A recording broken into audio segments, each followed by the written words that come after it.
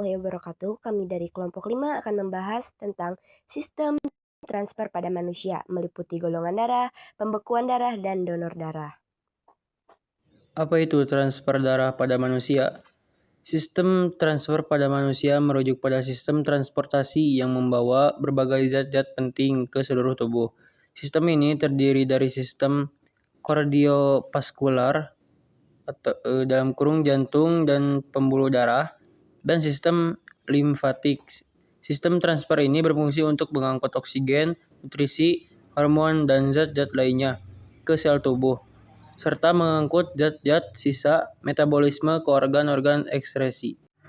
Apa peran darah dalam tubuh manusia? Jadi darah memiliki beberapa peran penting dalam tubuh, antara lain 1. Mengangkut oksigen dari nutrisi. Jadi darah membawa oksigen dari paru-paru ke sel-sel tubuh dan mengangkut nutrisi dari saluran pencernaan ke sel-sel tubuh.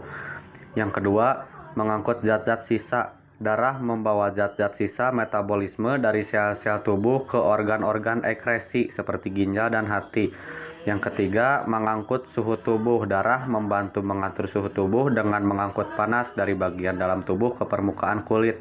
Yang keempat, mengangkut hormon. Darah membawa hormon-hormon yang dihasilkan oleh kelenjar endokrin ke target-target di seluruh tubuh. Yang kelima, membantu proses pembekuan darah. Darah memiliki komponen-komponen yang membantu proses pembekuan darah ketika terjadi cedera atau luka. Yang keenam, mengangkut antibodi. Darah membawa antibodi yang membantu melawan infeksi dan penyakit. Eritrosit. Eritro memiliki arti merah dan sit artinya sel. Jadi eritrosit adalah nama lain dari sel darah merah.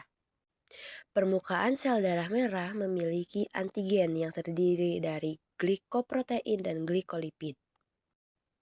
Darah memiliki berbagai macam pengelompokan atau klasifikasi berdasarkan antigen ini. Ada pengelompokan ABO, lalu menurut RH, Lewis, Kell, dan juga Kidd, dan masih banyak lagi. Tetapi yang sering digunakan yaitu ABO dan RH. Yang paling pertama akan kita bahas adalah klasifikasi atau pengelompokan darah ABO. Nah, pada pengelompokan ABO ini nanti yang akan menentukan adalah golongan A, B, AB, dan O. Berdasarkan pada ada atau tidaknya antigen A dan antigen B, dan juga antibodi anti A dan antibodi anti B. Seseorang dikatakan bergolongan darah A ketika pada permukaan eritrositnya memiliki antigen A dan pada plasma darahnya memiliki antibodi anti B. Lalu seseorang dikatakan memiliki golongan darah B ketika pada permukaan eritrositnya memiliki antigen B dan pada plasma darahnya memiliki antibodi anti A.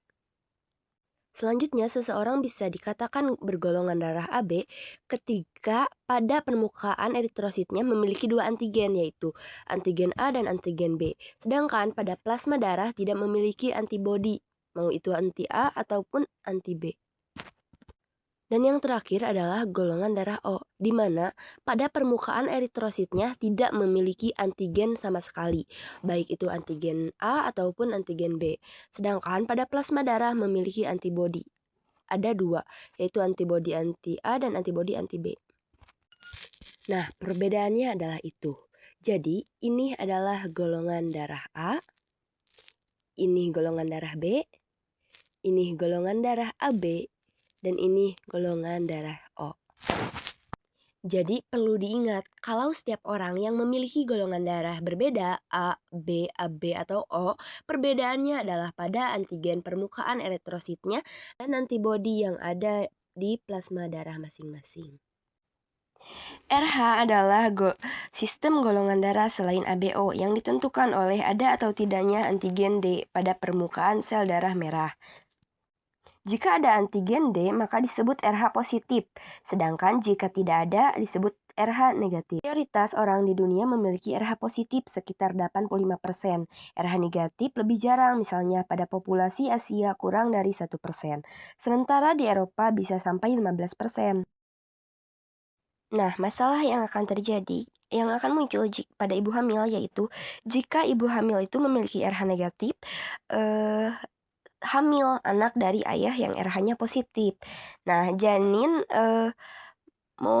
mewarisi RH positif dari ayahnya. Tubuh ibu bisa membentuk antibodi anti-D yang menyerang sel darah merah janin, lalu menyebabkan anemia, kuning, bahkan keguguran. Nah, untuk mencegahnya, ibu RH negatif ini biasanya diberi suntikan imunoglobulin anti-D saat kehamilan pertama dan setelah melahirkan. Hemostasis adalah proses pembekuan darah dalam tubuh kita. Organ yang terkaitnya yaitu jantung. Nah, setelah jantung, kita pasti kepikiran pada pembuluh darah. Lapisan pada pembuluh darah terdiri dari lapisan pertama yaitu sel endotel, lapisan kedua kolagen, lapisan ketiga sel otot polos, dan lapisan keempat membran eksternal. Setelah itu barulah ada jaringan ekstravaskuler, yang dimana ekstra merupakan tambahan dan vaskuler merupakan pembuluh darah. Jadi, ekstravaskuler adalah tambahan dari pembuluh darah. Dalam pembuluh darah ada trombosit atau platelet, sel darah putih atau neutrofil, dan fibrinogen. Nah, lanjut di sini saya akan menjelaskan mekanisme pembekuan darah. Misalnya, saya sedang lari, lalu ada batu gak sengaja kesandung lalu jatuh, terus berdarah. Nah, kalau dipindahkan ke anatomi pembuluh darah, dia akan menyebabkan bentuk seperti ini. Bentuknya bolong karena gesekan batu atau gesekan saya di saat jatuh. Nah, setelah jatuh otomatis darah keluar ibaratnya seperti pipa bocor. Nah, setelah darahnya keluar, maka si dinding-dinding pembuluh darah ini akan mengaktifkan faktor-faktor pembekuan. Setelah pembekuan, pembuluh darah itu akan dirangsang oleh si faktor pembekuan dan akan terjadi vasokonstriksil atau penjepitan pembuluh darah. Vasokonstriksil artinya penyempitan pembuluh darah, dan kontriksil artinya penyusutan. Platelet yang tadinya bulat dan kecil, jalannya itu sempit, jadi otomatis menyumbat di area pembuluh darah.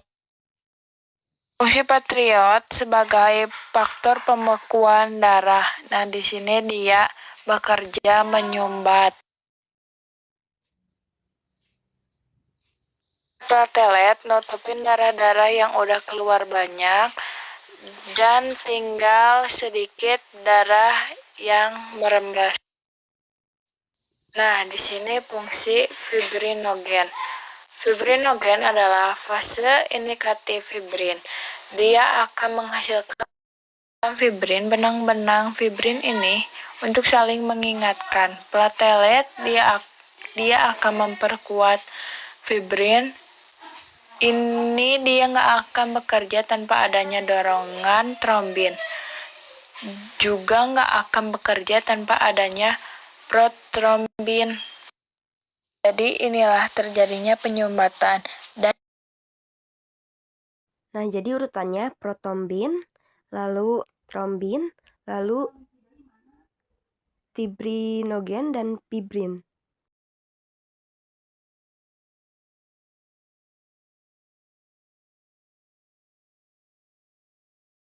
Dan darah pun tidak keluar. Sistem pembuluh darah, dia akan membentuk sel-sel baru jadi tertutup otot-otot ini dan nggak ada lubang lagi. Nah, saya yang tadinya jatuh dan menangis sekarang sudah senang karena darah saya sudah tertutup kembali. Donor darah. Donor darah adalah proses sukarela menyumbangkan darah untuk disimpan di bank darah atau untuk digunakan langsung dalam transfusi kepada orang yang membutuhkan. Syarat donor darah: 1. Usia 17 hingga 65 tahun. 2. Kesehatan, sehat jasmani dan rohani serta tidak memiliki penyakit menular. 3. Berat badan minimal 45 kg. 4. Tekanan darah sisklotik 90-160 mmHg dan diastolik 60-100 mmHg dengan perbedaan tidak lebih dari 20 mmHg. 5. Hemoglobin kadar hemoglobin minimal 12,5 gram atau DL. Suhu tubuh antara 30,5 hingga 37,5 derajat Celcius. 7. Denyut nadi antara 50 hingga 100 kali per menit. 8. Jarak donor darah minimal 8 minggu atau 2 bulan sejak donor darah terakhir. Nah, di sini ada jenis-jenis donor darah. Yang pertama ada darah utuh, darah lengkap yang diberikan kepada pasien anemia atau yang memerlukan operasi. Yang kedua ada donor darah trombosit, mengumpulkan trombosit untuk pasien kanker atau pendarahan seperti demam berdarah. Yang ketiga donor plasma, untuk pasien infeksi serius atau luka bakar. Yang keempat donor sel darah merah ganda atau double red cell donation, untuk pasien yang kehilangan banyak darah akibat cedera. Prosedur donor darah. Yang ke-1, pendaftaran mengisi formulir kesehatan dan mendaftar di unit donor darah atau bisa disingkat UDD PMI. Yang kedua, pemeriksaan. Tim medis memeriksa tekanan darah, denyut nadi, dan kadar hemoglobin. Yang ketiga, pengambilan darah. Proses pengambilan darah sekitar 500 ml yang berlangsung 10-15 menit. Yang keempat, pemulihan. Memberikan makanan ringan dan menganjurkan untuk beristirahat sejenak. Manfaat donor darah. 1. Menyelamatkan nyawa. 1 donasi dapat menyelamatkan hingga 3 nyawa. 2. Manfaat kesehatan fisik.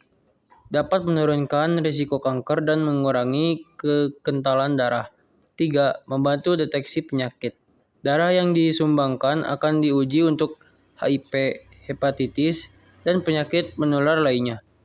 Dan keempat, meningkatkan rasa kebersamaan, memberikan harapan hidup, dan meningkatkan rasa solidaritas. Perbedaan donor darah dan transfusi darah. Donor darah adalah kegiatan memberikan darah secara sukarela oleh seseorang yang sehat untuk disimpan atau digunakan bagi orang lain yang membutuhkan. Selanjutnya, transfusi darah adalah proses memasukkan darah dari donor atau bank darah ke dalam tubuh pasien yang kekurangan darah atau membutuhkan komponen darah tertentu. Donor artinya memberi dan transfusi artinya menerima. Pentingnya mengetahui golongan darah. Mengetahui golongan darah sangat penting karena berguna dalam keadaan darurat medis, misalnya saat kecelakaan atau operasi yang membutuhkan transfusi darah cepat. Selain itu, informasi ini juga bermanfaat untuk kehamilan, karena ketidakcocokan golongan darah si ibu dan janin bisa menimbulkan masalah kesehatan. B. Donor darah sebagai aksi sosial dan kesehatan. Donor darah tidak hanya membantu menyelamatkan nyawa orang lain, tetapi memberikan manfaat kesehatan bagi pendonor. Misalnya dapat memperlancar peredaran darah, menstimulasi pembentukan sel darah baru, serta mengurangi risiko penyakit tertentu. Dari sisi sosial, donor darah menunjukkan kepedulian dan solidaritas terhadap sesama. C. Pencegahan penyakit terkait sistem transfer darah. Sistem transfusi darah yang aman sangat penting untuk mencegah penularan penyakit seperti HIV, hepatitis B, dan hepatitis C. Oleh karena itu, setiap kantong perlu melalui pemeriksaan ketat agar bebas dari infeksi. Selain itu, kesesuaian golongan darah harus dipastikan untuk mencegah reaksi transfusi yang berbahaya. Nah, yang dapat disimpulkan adalah darah memiliki peran vital dalam tubuh manusia, yaitu mengangkut oksigen, nutrisi, hormon, dan zat sisa metabolisme, sekaligus menjaga suhu tubuh dan melawan infeksi. Donor darah menjadi tindakan kemanusiaan yang bermanfaat, baik bagi penerima yang membutuhkan darah untuk kondisi darurat maupun bagi pendonor yang mendapat manfaat kesehatan. Proses pembekuan darah melibatkan trombosit, faktor pembekuan, dan fibrin yang bekerja sama untuk menghentikan pendarahan dengan bantuan vitamin K dan kalsium. Mengetahui golongan darah sangat penting agar dapat digunakan dalam keadaan darurat medis dan mencegah masalah kesehatan tertentu. Secara keseluruhan, sistem transfer darah mencerminkan pentingnya peran darah dalam kehidupan serta menunjukkan nilai kepedulian sosial melalui kegiatan donor darah.